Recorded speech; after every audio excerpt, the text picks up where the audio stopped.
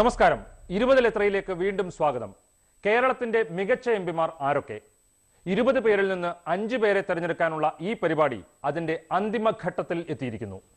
കഴിഞ്ഞ 5 വർഷം നമ്മുടെ എംപിമാർ സഭയ്ക്കകത്തും പുറത്തും പ്രവർത്തിച്ചത് എങ്ങനെയെന്ന വിശദമായ പരിശോധനയാണ് 20 എത്രയുടെ 20 എപ്പിസോഡുകളിലായി നടന്നത്. തങ്ങളുടെ പ്രവർത്തനങ്ങളെപ്പറ്റി എംപിമാർ വിശദമാക്കിയപ്പോൾ എതിർപക്ഷം അവകാശവാദങ്ങളുടെ മുനയൊടിക്കാൻ മത്സരിക്കുകയായിരുന്നു. പ്രേക്ഷകരുടെ സജീവ പങ്കാളിത്തത്തോടെയാണ് ഈ പരിപാടി പൂർണ്ണമാകുന്നത്. മികച്ച എംപിയെ കണ്ടെത്താനുള്ള വോട്ടെടുപ്പിൽ SMS-ലൂടെയും ഓൺലൈനിലൂടെയും പ്രേക്ഷകർ എംപിമാർക്കായി വോട്ട് ചെയ്തു. അത് മാത്രമല്ല, മികച്ചവരെ തിരഞ്ഞെടുക്കാനുള്ള മാനദണ്ഡം. മുൻ additional chief secretary doctor D. Babu Paul, മുതിർന്ന മാധ്യമപ്രവർത്തകൻ MG രാധാകൃഷ്ണൻ, കേരള സർവകലാശാല പൊളിറ്റിക്സ് വിഭാഗം അധ്യാപകൻ ഡോക്ടർ J. പ്രഭാഷ് എന്നിവരടങ്ങുന്ന പാനലിന്റെ കൂടി അഭിപ്രായം പരിഗണിച്ചാണ് 15ാം ലോക്സഭയിലെ കേരളത്തിന്റെ മികച്ച 5 എംപിമാരെ കണ്ടെത്തുന്നത്. കാത്തിരിപ്പ് അവസാനിക്കുന്നു. 20 എത്രയുടെ ഫലപ്രഖ്യാപനത്തിലേക്ക് സ്വാഗതം. മികച്ച എംപിമാരെ കണ്ടെത്താനുള്ള ഈ പരിപാടിയിൽ 4 മാനദണ്ഡങ്ങളാണ് പ്രധാനമായും പരിഗണിച്ചത്. എംപിയുടെ ലോക്സഭയിലെ പ്രകടനം, മണ്ഡലത്തിൽ നടപ്പാക്കിയ വികസനം, തെരഞ്ഞെടുപ്പ് കാലത്ത് നൽകിയ വാഗ്ദാനങ്ങൾ എത്രമാത്രം പാലിച്ചു, അതോടൊപ്പം എംപിയുടെ രാഷ്ട്രീയ നിലപാടുകളും മാനദണ്ഡമായി. ഈ തെരഞ്ഞെടുപ്പിന്റെ അന്തിമ വിധിയെഴുത്തിൽ നമ്മുടെ വിദഗ്ധ പാനലും എന്നോടൊപ്പം ചേരുന്നു. Shri Babu Paul, Shri MG Radhakrishnan, Shri J. പ്രഭാഷ്, മൂവർക്കും സ്വാഗതം. എംപിമാരുടെ പ്രവർത്തനങ്ങളെ പറ്റിയുള്ള ഒരു വിശദമായ പരിശോധന തന്നെയാണ് നടന്നത്. നമുക്ക് അതിലേക്ക് പോകാം. ആദ്യം ശ്രീ ബാബു പോൾ. നമ്മൾ ആദ്യം പേരുകളൊന്നും പരിഗണിക്കുന്നില്ല. അതിനു മുൻപ് തന്നെ നമ്മുടെ മൊത്തം എംപിമാരുടെ പ്രകടനം നോക്കിയാൽ എങ്ങനെയാണ് അതിനെ താങ്കൾ വിലയിരുത്തുന്നത്? എംപിമാരുടെ പ്രകടനം വിലയിരുത്തുവാൻ പൂർണ്ണമായി സംതൃപ്തി നൽകുന്ന ഒരു മാനദണ്ഡമുണ്ട് എന്ന് ഞാൻ വിചാരിക്കുന്നില്ല. എംപിമാരിൽ നിന്ന് നമ്മൾ പ്രതീക്ഷിക്കുന്ന ഏറ്റവും പ്രധാനപ്പെട്ട സംഗതി ഈ രാജ്യത്തിൻ്റെ വിശാലമായ നയരൂപീകരണ മേഖലയിൽ അവർക്ക് എന്ത് സംഭാവന ചെയ്യാൻ കഴിയുന്നു എന്നതിനെ ആശ്രയിച്ചിരിക്കും. ഇപ്പോൾ പലപ്പോഴും നാട്ടിൽ എന്ത് ചെയ്യുന്നു എന്നുള്ളതിനെ നോക്കിയിട്ടാണ് എംപിമാരെ നമ്മൾ വിലയിരുത്തുന്നത്. അത് പൂർണ്ണമായി ശരിയല്ല. ജവഹർലാൽ നെഹ്റു പ്രധാനമന്ത്രിയായിരുന്ന് ജീവിച്ചിരുന്ന കാലം മുഴുവൻ MP ആയിരുന്ന മണ്ഡലത്തിൽ പ്രത്യേകിച്ച് ഒരു സ്ഥാപനവും അദ്ദേഹം തുടങ്ങിയില്ല. എന്ന് മാത്രമല്ല, ആ കാലത്തൊക്കെ അങ്ങനെ വഴിവിട്ട് തൻ്റെ മണ്ഡലത്തിലേക്ക് സ്ഥാപനങ്ങൾ കൊണ്ടുപോകുന്നത് തെറ്റാണ് എന്നൊരു ധാരണയാണ് പാർലമെൻ്ററി ജനാധിപത്യത്തിൽ നിലനിന്നിരുന്നത്. അത് എവിടെയോ വഴിതെറ്റി ഇപ്പോൾ അങ്ങനെയൊക്കെ ചെയ്യുന്നതാണ് കേമം എന്ന ഒരു ധാരണ എല്ലാവരുടെയും മനസ്സിൽ വന്നിരിക്കുന്നു. ഇങ്ങനെയുള്ള പരിമിതികളുടെ വെളിച്ചത്തിലാണ് നമ്മൾ എംപിമാരെ വിലയിരുത്താൻ ശ്രമിക്കുന്നത്. അതുപോലെ തന്നെ ഉള്ള മറ്റൊരു സംഗതിയാണ്, ഇവരെ ഇടപെട്ട കാര്യങ്ങളെക്കുറിച്ച് നമുക്ക് കാര്യമായ വിവരമില്ല. നമുക്ക് സ്റ്റാറ്റിസ്റ്റിക്സ് അനുസരിച്ച് ഇവർ പാർലമെൻറ്റിൽ എത്ര ചോദ്യം ചോദിച്ചു എന്ന് കണ്ടുപിടിക്കാം. അത് എത്ര ഗൗരവമുള്ള ചോദ്യങ്ങളാണ് എന്ന് കൃത്യമായ ഗവേഷണം നടത്തണമെങ്കിൽ ഈ പരിമിതമായ സമയം പോരാ. ചോദ്യം എല്ലാം MPയുടെ ബുദ്ധിയിൽ ആകണമെന്നുമില്ല. ചർച്ചകളിൽ എത്ര പ്രാവശ്യം പങ്കെടുത്തു എന്ന് നമുക്ക് കണ്ടുപിടിക്കാം. പക്ഷേ വലിയ കക്ഷിയുടെ അംഗമായിരിക്കുന്ന ഒരു MPക്ക് ചർച്ചയിൽ പങ്കെടുക്കാൻ കിട്ടുന്ന അവസരങ്ങൾ കുറവായിരിക്കും. ഒരു ഒറ്റയാൻ കക്ഷിയുടെ ആൾക്ക് കൂടുതൽ അവസരം കിട്ടിയെന്നിരിക്കും. അതുകൊണ്ട് അവസരങ്ങളുടെ സംഖ്യ നോക്കിയാൽ പോരാ, ആ സമയത്ത് ഇയാൾ എന്താണ് പറഞ്ഞത്, അത് എങ്ങനെയാണ് ആ ചർച്ചയെ പാർലമെൻറ്റിൽ സ്വാധീനിച്ചത്, അദ്ദേഹം പറഞ്ഞതിന് അവിടെ എന്ത് സ്വീകാര്യത കിട്ടിയെന്നൊന്നും അറിയാൻ നമുക്കൊരു മാർഗമില്ല.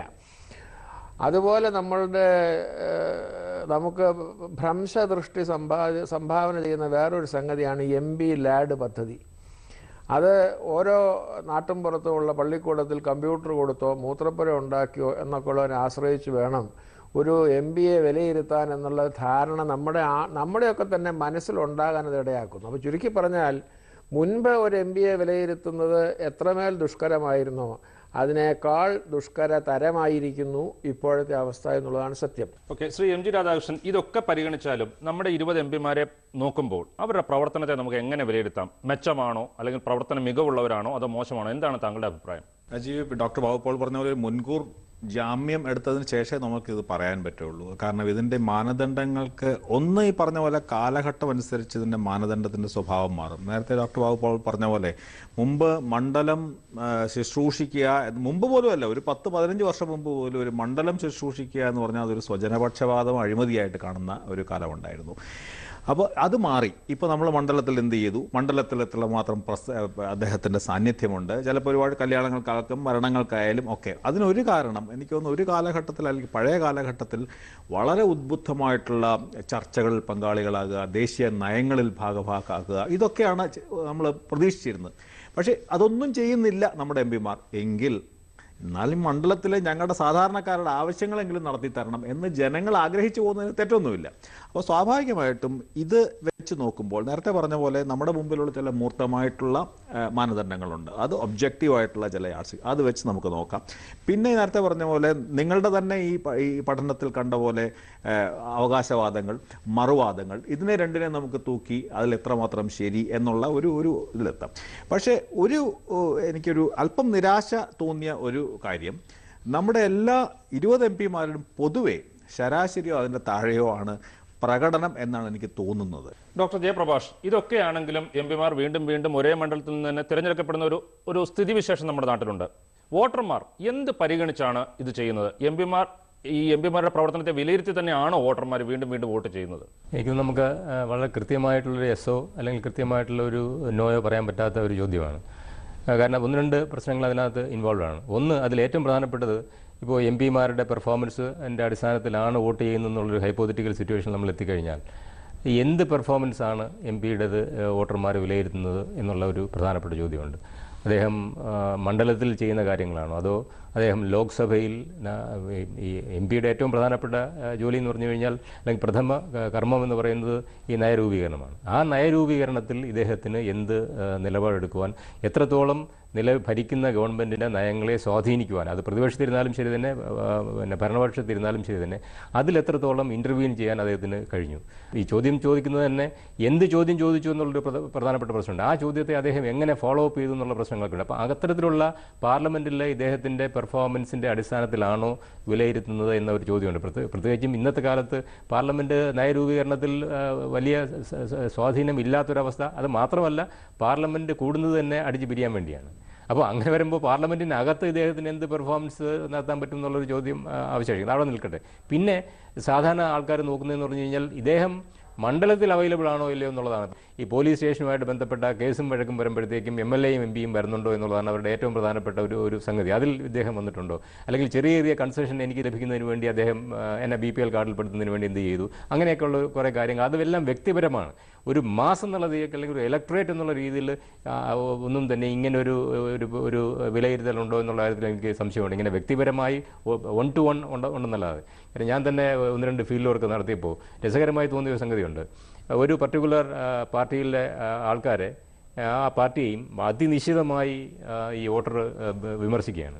എന്നിട്ട് ഏറ്റവും അവസാനം ചോദിക്കുന്നു, ഇതെല്ലാം കഴിഞ്ഞിട്ട് ചോദിക്കുന്നു, നിങ്ങൾ ആർക്ക് വോട്ട് ചെയ്യും? അത് ഞാൻ ആ പാർട്ടിക്ക് വോട്ട് ചെയ്യും. അദ്ദേഹം ഇപ്പോൾ വിമർശിച്ച പാർട്ടിക്ക് ഞാൻ വോട്ട് ചെയ്യുമെന്നാണ് പറയുന്നത്. അത് കാര്യം ചോദിക്കുമ്പോൾ അത് പൊളിറ്റിക്കലാണ്. അത് പൊളിറ്റിക്കലും പിന്നെ ഞങ്ങൾ പണ്ട് മുതലേ വോട്ട് ചെയ്തുകൊണ്ട് വരുന്നൊരു സംഗതിയാണ്. അപ്പം ഇങ്ങനെ ഇരിക്കുന്നൊരു അവസരത്തിൽ നമുക്ക് ഈ പെർഫോമൻസിനെ വിലയിരുത്തിയാണോ വോട്ട് ചെയ്യുന്നത് എന്നുള്ളത് വളരെ കൃത്യമായി പറയാൻ പറ്റാത്തൊരു അവസ്ഥയാണ്. ഓക്കെ, നമുക്ക് തിരിച്ചു വരാം. ഈ തെരഞ്ഞെടുപ്പിൽ 1-ാം സ്ഥാനം 2-ാം സ്ഥാനം എന്ന പദവികൾ ഒന്നും തന്നെയില്ല. മികച്ച 5 MP-മാരുടെ പട്ടികയിൽ വരുന്നത് ആരെല്ലാം എന്ന് മാത്രമാണ് 20 പ്രഖ്യാപിക്കുന്നത്. ലോക്സഭാ തെരഞ്ഞെടുപ്പിലേക്കുള്ള സ്ഥാനാർത്ഥികളെ പ്രഖ്യാപിക്കുന്നതിന്റെ വളരെ മുൻപ് തന്നെ തുടങ്ങിയതാണ് ഈ പരിപാടിയിലേക്കുള്ള വോട്ടിംഗ്. മികച്ച MP-മാരായി പ്രഖ്യാപിക്കപ്പെടുന്നവരും ഈ പട്ടികയിൽ നിന്ന് ഒഴിവാക്കപ്പെട്ടവരും ഒരുപക്ഷെ മത്സര ചിത്രത്തിൽ ഉണ്ടാകാം. തെരഞ്ഞെടുപ്പ് എന്ന ഘടകം പരിഗണനയിൽ വന്നിട്ടില്ല. കഴിഞ്ഞ 5 വർഷത്തെ MP-മാരുടെ പ്രവർത്തനം മാത്രം പരിഗണിച്ചാണ് ഈ വിലയിരുത്തലും പ്രഖ്യാപനവും നടത്തുന്നത്. നമുക്ക് ആദ്യ ഫലപ്രഖ്യാപനത്തിലേക്ക് പോകാം. വിദഗ്ധ പാനലിന്റെ അനുമതിയോടുകൂടി ആദ്യ ആളിന്റെ, ഇത് ഞാൻ പറഞ്ഞതുപോലെ തന്നെ ഇത് 1-ാമത്തെ ആളല്ല, 5 MP-മാരിൽ ഒരാൾ, ഇടുക്കി MP PT തോമസ്. ലോക്സഭയിൽ 95% ഹാജർ, 127 ചർച്ചകളിൽ പങ്കെടുത്തു, 479 ചോദ്യങ്ങൾ ഉന്നയിച്ചു. MP ഫണ്ട് ലഭിച്ചത് 15,34 ലക്ഷം രൂപ. 99% തുക മണ്ഡലത്തിൽ ചെലവഴിച്ചു. ഇടതുമുന്നണിയുടെ കാലത്ത് 5 കോടി മാത്രം ചെലവാക്കിയ ഇടുക്കി പദ്ധതിയിൽ 5 വർഷം കൊണ്ട് 220 കോടി ചെലവാക്കിയെന്ന് MP. ഗ്രാമീണ മേഖലയുടെ വികസനത്തിനായി പ്രത്യേകം ശ്രദ്ധിച്ചു. ആദിവാസി കോളനികളിലേക്കുൾപ്പെടെ 75 റോഡുകൾ, 2000-ലധികം വീടുകളുടെ വൈദ്യുതീകരണം തുടങ്ങിയവയെല്ലാം നേട്ടമായി ചൂണ്ടിക്കാട്ടുന്നു. ജില്ലയിലെ 2 ദേശീയപാതകളായ കൊല്ലം തേനി കൊച്ചി ധനുഷ്കോടി പാതകൾക്കായി 5 വർഷം കൊണ്ട് 160 കോടി രൂപ അനുവദിപ്പിച്ചതും തന്റെ നേട്ടമാണെന്ന് MP. കസ്തൂരിരംഗൻ വിഷയത്തിലെടുത്ത നിലപാടിന്റെ പേരിൽ സഭയുമായി കൊമ്പുകോർത്ത PT തോമസ് തന്റെ നിലപാടിൽ നിന്ന് ഒരു ഘട്ടത്തിലും പിന്നോട്ട് പോയതുമില്ല. അതുകൊണ്ട് തന്നെ വീണ്ടും മത്സരിക്കാൻ PT തോമസിന് സീറ്റ് കിട്ടിയില്ല. ആദ്യം ഒരു മാധ്യമപ്രവർത്തകൻ എന്ന രീതിയിൽ ഞാൻ MG രാധാകൃഷ്ണനോട് ചോദിക്കുന്നൊരു ചോദ്യം. ഇപ്പോൾ PT തോമസ് സ്വയം ഒഴിഞ്ഞതാണ്, അതല്ല അദ്ദേഹത്തിന് സീറ്റ് നിഷേധിച്ചതാണ്, ഇങ്ങനെ 2 കാര്യങ്ങൾ പറഞ്ഞു കേൾക്കുന്നു. ഒരു മാധ്യമപ്രവർത്തകൻ എന്ന നിലയിൽ താങ്കൾക്ക് എന്താണ് തോന്നുന്നത്? PT തോമസ് എന്തുകൊണ്ട് വീണ്ടും ഇടുക്കിയിൽ മത്സരിച്ചില്ല? എൻ്റെ അറിവിൽ, എൻ്റെ അന്വേഷണത്തിൽ PT തോമസിന് സീറ്റ് നിഷേധിക്കുകയാണ് ചെയ്തത്. അതിന് പ്രധാനപ്പെട്ട ഉത്തരവാദി അവിടുത്തെ മലയോര കർഷക സമര സംഘടന, അതിലേറെ കത്തോലിക്ക സഭയുടെ ആ രൂപതയുടെ അധ്യക്ഷനെ വ്യക്തിപരമായി അദ്ദേഹത്തിന് തന്നെ ഉണ്ടായിരുന്ന ഒരു വലിയ രോഷം PT തോമസിനെതിരെ. അത് കാരണം അവരത് വളരെ ഉറപ്പിച്ചു. അവരെ ഭയന്നും അവരെ കൂടുതൽ ദേഷ്യം വരുത്തണ്ട എന്നുള്ള വിചാരത്തിലോ എന്തോ ഈ പറഞ്ഞ പോലെ PT തോമസിന് സീറ്റ് നിഷേധിക്കാൻ KPCCയും കോൺഗ്രസ് നേതൃത്വവും തീരുമാനിച്ചു. PT തോമസിനെ സംബന്ധിച്ചിടത്തോളം PT തോമസ് ചെയ്ത ഏറ്റവും വലിയൊരു സംഭാവന എന്നുള്ള നിലയ്ക്ക് എനിക്ക് തോന്നുന്നത് ഈ ഒബ്ജക്റ്റീവ് ക്രൈറ്റീരിയനിലൊക്കെ അദ്ദേഹം വളരെ മുമ്പിലാണ്. അതിന് പുറമെ ഒരു പക്ഷേ ജനക്കൂട്ടത്തിൻ്റെ പിന്നാലെ പോവാതെ ഇരിക്കണം നായകൻ, നേതാവ് എന്നുള്ളത് പ്രധാനപ്പെട്ട കാരണമാണ്. സമ്മർദ്ദ ലോബികളെ ചെറുത്ത് നിൽക്കാൻ ഇന്നത്തെ കാലത്ത് ഒരു രാഷ്ട്രീയ പാർട്ടിയിലും ആർക്കും കഴിയാത്ത ഒരു കാലത്ത് PT തോമസ് ചെയ്തു എന്നുള്ളത്. മൂന്നാമത്, ദീർഘകാലാടിസ്ഥാനത്തിൽ സമൂഹത്തിന് പ്രയോജനമുള്ള ഒരു കാര്യത്തിന് വേണ്ടി ഈ സമ്മർദ്ദങ്ങളെയും അഭിപ്രായ വ്യത്യാസങ്ങളെയും ഒരു പക്ഷേ തനിക്ക് നഷ്ടപ്പെടാൻ പോകുന്ന മണ്ഡലത്തെയും തനിക്ക് നഷ്ടപ്പെടാൻ പോകുന്ന വോട്ടിനെയൊക്കെ അവഗണിച്ചുകൊണ്ട് അദ്ദേഹം ഈ പരിസ്ഥിതി പശ്ചിമഘട്ട സംരക്ഷണത്തിന് വേണ്ടി ഉറച്ചു നിന്നു എന്നുള്ളത് ഇന്നത്തെ കാലത്ത് ഒരു രാഷ്ട്രീയ നേതാവിൽ നിന്ന് പ്രതീക്ഷിക്കാൻ കഴിയാത്തൊരു കാര്യമാണ്. ഡോക്ടർ ജയപ്രകാശ്, ഒരു മികച്ച MP ആയി തിരഞ്ഞെടുക്കപ്പെടുന്ന ഒരാൾക്ക് വീണ്ടും മത്സരിക്കാൻ അവസരം കിട്ടാതെ വരുന്നത് നമ്മുടെ ജനാധിപത്യ വ്യവസ്ഥയ്ക്കായാലും മൊത്തത്തിൽ ഇതൊരു ഗുണകരമായ ഒരു കാര്യമായിട്ട് താങ്കൾക്ക് തോന്നുന്നുണ്ടോ? അല്ല, തീർച്ചയായിട്ടും ഇത് ഗുണകരമായിട്ടുള്ളൊരു കാര്യമല്ല. കാരണം നേരത്തെ രാജീവ് ചോദിക്കുകയുണ്ടായല്ലോ, ഒരു സ്ഥാനാർത്ഥിയെ എങ്ങനെയാണ് ജനങ്ങൾ വിലയിരുത്തുന്നത്. അപ്പോൾ അതേ ചോദ്യം തന്നെ നമുക്ക് വേറൊരു തലത്തിലും ചോദിക്കാവുന്നേ ഉള്ളൂ. ഒരു പാർട്ടിക്കാരൻ MP-യെ പാർട്ടി എങ്ങനെയാണ് വിലയിരുത്തുന്നത് എന്നുള്ളൊരു ചോദ്യമുണ്ട്. അദ്ദേഹം ചെയ്തിട്ടുള്ള, ജനങ്ങൾക്ക് വേണ്ടി ചെയ്തിട്ടുള്ള, ഇപ്പോൾ PT തോമസ് ചെയ്തത് എന്താണ്? അദ്ദേഹം ഭൂമിക്ക് വേണ്ടിയാണ് ചെയ്തത്. അത് ഇന്ത്യക്കാരനോ അല്ലെങ്കിൽ ഇടുക്കിക്കാർക്കോ വേണ്ടിയല്ല, ലോകത്തിലെ എല്ലാ ജനങ്ങളുടെയും പ്രശ്നമാണ് ഈ പാരിസ്ഥിതിക പ്രശ്നം. അപ്പോൾ ഭൂമിക്ക് വേണ്ടി ഒരു നിലപാടെടുത്ത ഒരു വ്യക്തിയെ, അപ്പോൾ അദ്ദേഹത്തിൻ്റെ പാർട്ടി എന്തുകൊണ്ട് നിർത്തുന്നില്ല എന്നുള്ളൊരു പ്രധാനപ്പെട്ട ചോദ്യമുണ്ട്. അപ്പോൾ ഒരു പാർട്ടിയിൽ ജനാധിപത്യത്തിൽ ചെയ്യേണ്ടത് എന്താണ്? ആ പാർട്ടിയുടെ MP-യുടെ അല്ലെങ്കിൽ MLA-യുടെ അല്ലെങ്കിൽ ജനപ്രതിനിധിയുടെ പെർഫോമൻസിനെ വിലയിരുത്തുകയും ഓരോ പാർട്ടിയും വിലയിരുത്തുകയും അങ്ങനെ വിലയിരുത്തിയിട്ടാണ് തീർച്ചയായിട്ടും കൊടുക്കേണ്ടത്. പലപ്പോഴും സംഭവിക്കുന്നതും അങ്ങനെ തന്നെയാണ്. ഇപ്പോൾ ഈ ഒരു കാര്യത്തിൽ മാത്രമല്ല, പല സമയങ്ങളിലും അപൂർവമായിട്ടാണെങ്കിൽ പോലും അങ്ങനെ സംഭവിച്ചിട്ടുള്ള ഒരുപാട് കാര്യങ്ങളുണ്ട്. ഇദ്ദേഹത്തിൻ്റെ നേട്ടം നല്ലതാണ്, മറ്റേദ്ദേഹത്തിൻ്റെ നേട്ടം കൊള്ളുന്നില്ല, അതുകൊണ്ട് അദ്ദേഹത്തിനെ മാറ്റി നിർത്തണം, ഇദ്ദേഹത്തിനെ വീണ്ടും ചെയ്യണം. ഈ നേട്ടം എന്നുള്ളതിന് പാർട്ടി കൊടുക്കുന്ന ഡെഫിനിഷൻ എന്താണെന്നുള്ളത് എനിക്കറിയത്തില്ല. പക്ഷേ ഇങ്ങനെ പലപ്പോഴും പറഞ്ഞു കേൾക്കാറുണ്ട്. കസ്തൂരിരംഗൻ പശ്ചിമഘട്ടം അല്ലെങ്കിൽ മത ശക്തികളെ, സമ്മർദ്ദ ശക്തികളെ ചേർത്തു എന്നുള്ളത് ഒരു ഭാഗം മാത്രമാണ്. നമ്മുടെ മാനദണ്ഡങ്ങളിലെല്ലാം, മൂർത്തമായ മാനദണ്ഡങ്ങളിലെല്ലാം ഫണ്ട് ചെലവഴിക്കുന്നതിൽ, ചോദ്യങ്ങൾ ചോദിക്കുന്നതിൽ, ചർച്ചകളിൽ പങ്കെടുക്കുന്നവർ, ഹാജർ നിലയിൽ, എല്ലാത്തിലും ഏറ്റവും മുൻനിരയിലാണ് PT തോമസ് എന്നുള്ളത് വളരെ പ്രധാനമാണ്. അല്ലാതെ മറ്റതുകൊണ്ട് മാത്രം ഒരു തീരുമാനത്തിലേക്ക് നമ്മൾ എടുത്തു ചാടുകയല്ല എന്ന് വിശദീകരിക്കേണ്ടത്. PT തോമസ് ഒരിക്കൽ പറഞ്ഞത് അദ്ദേഹത്തിന് 100% ഹാജർ ഉണ്ടാകുമായിരുന്നു. കർണാടക ഇലക്ഷനുമായിട്ട് ബന്ധപ്പെട്ട ചുമതല നൽകി പാർട്ടി ഹൈക്കമാൻഡ് പോകണം എന്ന് പറഞ്ഞ് വിട്ടതുകൊണ്ട് മാത്രമാണ് കുറഞ്ഞതെന്നാണ്. തീർച്ചയായിട്ടും 99% അദ്ദേഹം ഫണ്ട് ചെലവഴിച്ചത്. ശ്രീ ബാബു പോൾ, ഇപ്പോൾ ഇത്തരം കാര്യങ്ങൾ, സീറ്റ് കിട്ടുന്നതടക്കമുള്ള കാര്യങ്ങളിൽ മറ്റ് രാഷ്ട്രീയത്തിനപ്പുറമുള്ള ചില പരിഗണനകൾ, സാമുദായിക പരിഗണനകളും അല്ലെങ്കിൽ അവരുടെ നിലപാടുകളും ഒക്കെ നിർണായകമായി വരുന്നു. ഈ കാര്യത്തിലും അതൊരു നിർണായക ഘടകമായി മാറി എന്ന് വേണം നമുക്കിപ്പോൾ മനസ്സിലാക്കാൻ. ഇത്തരം കാര്യങ്ങൾ, പ്രത്യേകിച്ചും സഭയുടെ നിലപാട്, ഈ കാര്യങ്ങളൊക്കെ വളരെ സൂക്ഷ്മമായി നിരീക്ഷിക്കുന്ന ഒരാളെന്നുള്ള രീതിയിൽ ശ്രീ ബാബു പോളിന്റെ അഭിപ്രായം എന്താണ് PT തോമസിന്റെ കാര്യത്തിൽ? PT തോമസിനെ കുറിച്ച് എനിക്കുള്ള അഭിപ്രായം ആദ്യം പറയാം. PT തോമസ് ഞാൻ കണ്ടിട്ടുള്ള ആ തലമുറയിലെ രാഷ്ട്രീയക്കാരിൽ ഏറ്റവും പ്രഗത്ഭനായി ഞാൻ വിലയിരുത്തുന്ന ഒരാളാണ്. അക്ഷരവിരോധിയല്ല, പുസ്തകം വായിക്കും. എഴുത്തച്ഛൻ പുരസ്കാരം ഉണ്ടാക്കിയത് ഞാനും TM ജേക്കബുമാണ് എന്ന് ഉള്ളതാണ് രേഖപ്പെടുത്തപ്പെട്ട ചരിത്രം. അങ്ങനെ ഒരു പുരസ്കാരം വേണമെന്ന് എൻ്റെ അടുത്ത് വന്ന് പറഞ്ഞത് PT തോമസാണ്. അപ്പോൾ ധാരാളം വായിക്കുകയും ഒറിജിനലായിട്ടുള്ള ഐഡിയകൾ ഉണ്ടാകുകയും ചെയ്യുന്ന MLA ആയിരുന്നപ്പോൾ പോലും തെളിയിച്ച ആളാണ്. പക്ഷേ അതുകൊണ്ട് മാത്രം തെരഞ്ഞെടുപ്പ് ജയിക്കണമെന്നില്ല. ഇപ്പോൾ രാഷ്ട്രീയത്തിൽ നിന്ന് മാറ്റി നിർത്തി മതവും സമുദായവും കാണാൻ നിൽക്കില്ല. PT തോമസ് പ്രതിനിധാനം ചെയ്ത നിയോജക മണ്ഡലത്തിലെ ഒരു വലിയ വിഭാഗം ജനങ്ങൾക്ക് അദ്ദേഹത്തിൻ്റെ കക്ഷിക്ക് വോട്ട് ചെയ്യുന്നവരാണെങ്കിൽ പോലും അദ്ദേഹം അനഭിമതനാണ് എന്ന് തോന്നിയപ്പോഴായിരിക്കണം ആൻ്റണിയെയും സുധീരനെയും പോലുള്ള ആദർശശാലികൾ PT തോമസിനെ മാറ്റി നിർത്താൻ തീരുമാനിച്ചത്. അതിന് നമുക്ക് പരാതി പറയാനൊക്കില്ല. ഒരു തെരഞ്ഞെടുപ്പിൽ ജയിക്കുക എന്നുള്ളത് ആദർശം പൊക്കിപ്പിടിക്കുക എന്നുള്ളത് പോലെ തന്നെ പ്രധാനമാണ് എന്നുള്ളതുകൊണ്ട്. പക്ഷേ നിർഭാഗ്യവശാൽ ഇപ്പോൾ അവിടെ കാണുന്നത് അങ്ങനെയല്ല. VTക്ക് സീറ്റ് കൊടുത്തതുമില്ല. കോൺഗ്രസിനെതിരായിട്ട് VTയെ എതിർത്തിയ ആളുകൾ വേറെ സ്ഥാനാർത്ഥിയെ നിർത്തിയിരിക്കുകയാണ്. അപ്പോൾ അതുകൊണ്ട് കിഴക്ക് നിന്ന് വന്നതുമില്ല, ഒറ്റാലിൽ കടന്നതുമില്ല എന്നൊരവസ്ഥയിൽ കോൺഗ്രസ് ആകാതിരുന്നാൽ കൊള്ളാം എന്ന് മാത്രമേ പറയാനൊക്കുള്ളൂ. PTയുടെ ആകെ പറയാവുന്നൊരു point, ഈ പറഞ്ഞതിനോട് ഞാൻ പൂർണ്ണമായി യോജിക്കുന്നില്ല. കാരണം PT ഗാഡ്ഗിൽ കമ്മിറ്റി റിപ്പോർട്ട് നടപ്പാക്കണമെന്നല്ല പറഞ്ഞത്. കസ്തൂരി രംഗൻ എന്ന് പറയുന്ന ഗാഡ്ഗിൽ കമ്മിറ്റിയെ അനുകൂലിക്കുന്ന ആളുകൾ പോരാ എന്ന് വിചാരിക്കുന്ന ഒരു സാധനത്തിൻ്റെ അടിസ്ഥാനത്തിലുണ്ടായതിൻ്റെ വെളിച്ചത്തിൽ കോൺഗ്രസ് പാർട്ടിയുടെ ദേശീയ നയത്തിന് അനുരൂപമായിട്ടാണ് PT തോമസ് സംസാരിച്ചത്. അതിനകത്ത് അദ്ദേഹം തിരഞ്ഞെടുത്ത വാക്കുകളും ഈ ശബ്ദത്തിൻ്റെ കയറ്റവർക്കൊക്കെ ഉള്ള ഇൻറ്റോണേഷൻ, അതിനകത്തൊക്കെ ചിലപ്പോൾ ഒരു വേണ്ടത്ര ആദരവ് പ്രായത്തോടും സ്ഥാനത്തോടും ഒക്കെ കാണിച്ചില്ല എന്ന് പ്രായവും സ്ഥാനവും കൂടുതലുള്ള ആളുകൾക്ക് തോന്നിയിട്ടുണ്ടാവാം. എന്നുള്ളതല്ലാതെ PT വാസ്തവത്തിൽ അവിടെയുള്ള കൃഷിക്കാർക്കെതിരായിട്ട് എന്താണ് ചെയ്തതൊന്നും ചെയ്തില്ല. ഓക്കെ, അതിനകത്ത് ഈ സഭ ഇടപെട്ടു എന്ന് പറയുന്ന പ്രശ്നത്തെക്കുറിച്ചും കർദിനാൾ ജോർജ് ആലഞ്ചേരിയാണ് ആ സഭയുടെ അധ്യക്ഷൻ. ഞങ്ങളുടെ സഭയുടെ തലവനും പിതാവുമായ മാർ ജോർജ് ശ്രേഷ്ഠ വലിയ മെത്രാപ്പോലീത്ത എന്നാണ് ഇവരൊക്കെ അവരുടെ സകല കുർബാനയിലും പറയുന്നത്. അദ്ദേഹം പറഞ്ഞു, ഈ രാഷ്ട്രീയവും ഈ കാര്യങ്ങളൊക്കെ എൻ്റെ ഉപദേശം ഞാൻ പറഞ്ഞോളാം, ആരും കയറി സ്ഥാനാർത്ഥി ഒന്നും നിർത്തണ്ടെന്ന് പറഞ്ഞു. അതിന് ബദലായിട്ടാണ് പോയി ചെയ്തിരിക്കുന്നത്. മാനന്തവാടിയിലും ഇതുപോലെ തന്നെ ഒരു രൂപതയുണ്ട്, അവിടെ അത് ചെയ്തില്ലല്ലോ. അവർ കർദിനാൾ പറഞ്ഞത് കേട്ടു, ഇവർ അത് കേട്ടില്ല.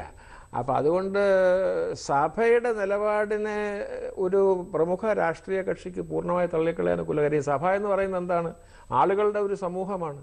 അതുകൊണ്ട് അവരുടെ അഭിപ്രായങ്ങൾ കണക്കിലെടുക്കുന്നതിനകത്തൊരു തെറ്റൊന്നുമില്ല. പക്ഷേ അത് കണക്കിലെടുത്തത് കൊണ്ട് പ്രയോജനം ഉണ്ടായില്ല എന്ന് ഇപ്പോൾ നമുക്കറിയാവുന്നു, മനസ്സിലാകുന്നു എന്ന് മാത്രമേ ഉള്ളൂ. ഓക്കെ, നമുക്ക് അടുത്ത ആളിൻ്റെ പേരിലേക്ക് പോകാം. ഇത് രണ്ടാമതായി പ്രഖ്യാപിക്കുന്നു എങ്കിലും അത് രണ്ടാമനല്ല, 5 പേരിൽ ഒരാളാണ്. ആ കാര്യം വീണ്ടും ഒരിക്കൽ കൂടി പറയുന്നു. Alathur MP PK Biju. ലോക്സഭയിൽ ഹാജർ 86%. 106 ചർച്ചകളിൽ പങ്കെടുത്തു. 447 ചോദ്യങ്ങൾ. MP ഫണ്ട് ലഭിച്ചത് 17,94,00,000 രൂപ. 82% വിനിയോഗിച്ചു. മണ്ഡല രൂപീകരണ ശേഷമുള്ള ആദ്യ MP. തൃശൂർ, കൊല്ലങ്കോട്, പൊള്ളാച്ചി, പാലക്കാട് ഗേജ് മാറ്റം പാർലമെന്റിൽ ഉന്നയിച്ചു. മണ്ഡലത്തിന്റെ എല്ലാ മേഖലകളിലും വികസനത്തിന് തുടക്കമിടാൻ കഴിഞ്ഞെന്ന് MP. കാർഷിക മേഖലയിൽ പലകപ്പാണ്ടി ജലസേചന പദ്ധതി പൂർത്തിയാക്കാൻ ഇടപെട്ടത് നേട്ടമായി കണക്കാക്കുന്നു. MP ഫണ്ട് വഴി പട്ടികജാതി വികസനത്തിനായി പദ്ധതികൾ. കുടിവെള്ള ദൗർലഭ്യം നേരിടുന്ന പ്രദേശങ്ങളിൽ 5.5 കോടി രൂപയുടെ കുടിവെള്ള പദ്ധതികൾ നടപ്പാക്കിയെന്ന് MP. CPM-നായി ആലത്തൂർ മണ്ഡലത്തിൽ നിന്ന് വീണ്ടും ജനവിധി തേടുന്നു. ഇപ്പോൾ മാധ്യമ ശ്രദ്ധയിലായാലും അല്ലെങ്കിൽ പൊതുവെ അങ്ങനെ ഒരു ശ്രദ്ധയിൽ അധികം വന്നിട്ടില്ലാത്ത ഒരു പേരാണ് PK ബിജുവിൻ്റേത്. എങ്ങനെയാണ് ഇപ്പോൾ നിങ്ങൾ 3 പേരും ചർച്ച ചെയ്തു, അല്ലെങ്കിൽ നിങ്ങളുടെ 3 പേരുടെ അഭിപ്രായം ഒക്കെ പരിഗണിക്കുമ്പോൾ PK ബിജു, എന്തുകൊണ്ട് PK ബിജു? PK ബിജു അത് ഏറ്റവും പ്രധാനപ്പെട്ട ക്രൈറ്റീരിയ ആയിട്ട് എടുത്തത് ഇവിടെ നമ്മൾ നേരത്തെ പറഞ്ഞതുപോലെ തന്നെ അദ്ദേഹം പാർലമെൻറ്റിൽ ചെയ്തിട്ടുള്ള പെർഫോമൻസ്, അദ്ദേഹം ചോദിച്ച ചോദ്യത്തിൻ്റെ കാര്യത്തിലായാലും ശരി തന്നെ, അതിലൊക്കെ ഉപരി അല്ലെങ്കിൽ ഇടപെട്ടിട്ടുള്ള പ്രശ്നങ്ങൾ അല്ലെങ്കിൽ ചർച്ചകളിൽ ഇടപെട്ടിട്ടുള്ളത് ആയാലും ശരി തന്നെ, അദ്ദേഹത്തിൻ്റെ പാർലമെൻറ്റിലെ ഹാജർ നില, അതിലൊക്കെ ഉപരിയായിട്ട് അദ്ദേഹം ഈ MP ഫണ്ട് കൊണ്ടുവരുന്നതിലും ആ കൊണ്ടുവന്ന MP ഫണ്ട് ചിലവഴിക്കുന്നതിൽ എത്ര ശതമാനം ചിലവഴിച്ചു എന്നുള്ള ഒരു സംഗതി, എത്ര ശതമാനം ചിലവഴിച്ചു എന്ന് മാത്രമല്ല അത് എന്തിനു വേണ്ടി ചിലവഴിച്ചു എന്നുള്ള ഒരു പ്രധാനപ്പെട്ട ചോദ്യമുണ്ട്. മാത്രമല്ല അദ്ദേഹത്തിൻ്റെ പെർഫോമൻസിനെ കുറിച്ചുള്ള ചർച്ച വന്നപ്പോഴത്തേക്കും അദ്ദേഹത്തിനെ എതിർത്ത ആൾക്ക് പോലും അദ്ദേഹം ചെയ്ത പല കാര്യങ്ങളെയും നിഷേധിക്കാൻ പറ്റാത്ത വിധത്തിൽ അത് അദ്ദേഹത്തിൻ്റെ പെർഫോമൻസ് ഉണ്ട് എന്നുള്ളതാണ്. അപ്പം ഇങ്ങനെയുള്ള കുറേ ക്രൈറ്റീരിയ വെച്ചിട്ടാണ് നമ്മളത് ചെയ്തത്. പക്ഷേ ഇത് ഇവിടെ ബാബുപോൾ സാർ തുടക്കത്തിൽ പറഞ്ഞതുപോലെ തന്നെ ഇതൊന്നും ഒരു ഫുൾ പ്രൂഫ് ആയിട്ടുള്ള ഒരു ക്രൈറ്റീരിയ ആണെന്നോ അല്ലെങ്കിൽ ഒരു MP-യെ ഈ ക്രൈറ്റീരിയ അടിസ്ഥാനത്തിൽ മാത്രമാണ് വിലയിരുത്തേണ്ടതോ എന്നുള്ള കാര്യം എന്നുള്ള അഭിപ്രായം ഒന്നും പാനലിനില്ല. അപ്പോൾ അദ്ദേഹത്തിൻ്റെ അല്ലെങ്കിൽ ഒരാളിൻ്റെ പെർഫോമൻസിൻ്റെ ആ ക്വാളിറ്റിയാണ് ഇവിടെ ഏറ്റവും കൂടുതൽ മിസ് ചെയ്തു പോകുന്ന ഒരു ഘട്ടം. പക്ഷേ നമുക്ക് പറ്റുന്നത് ഇത്തരം കാര്യങ്ങളുടെ അടിസ്ഥാനത്തിൽ മാത്രമേ പറ്റുന്നുള്ളൂ. അതുകൊണ്ട് ഈ ക്രൈറ്റീരിയ അടിസ്ഥാനത്തിലാണ് ബിജുവിനെ ഒരു MP 5 പേരിൽ ഒരാളായിട്ട് തിരഞ്ഞെടുത്തത്. ഇത്തരത്തിൽ യുവ നേതൃനിരയിൽ വരുന്ന ആളുകൾ രാഷ്ട്രീയത്തിൽ ഒരു ആദ്യം കിട്ടിയ ഒരു അവസരമാണ്. അത് അദ്ദേഹത്തിന് ഒരു പ്ലസ് പോയിന്റായി മാറിയിട്ടുണ്ടോ? തീർച്ചയായിട്ടും അത് യുവാവാണ് എന്നുള്ളതിന് പുറമെ അദ്ദേഹത്തിന് വളരെ സജീവമായിരുന്ന ഒരു പാരമ്പര്യം, ഒരു പൊതുപ്രവർത്തന പാരമ്പര്യം ഉണ്ടായിരുന്നു. അദ്ദേഹം വളരെ സജീവമായിട്ട് വിദ്യാർത്ഥി പ്രസ്ഥാനത്തിലുണ്ടായിരുന്നു.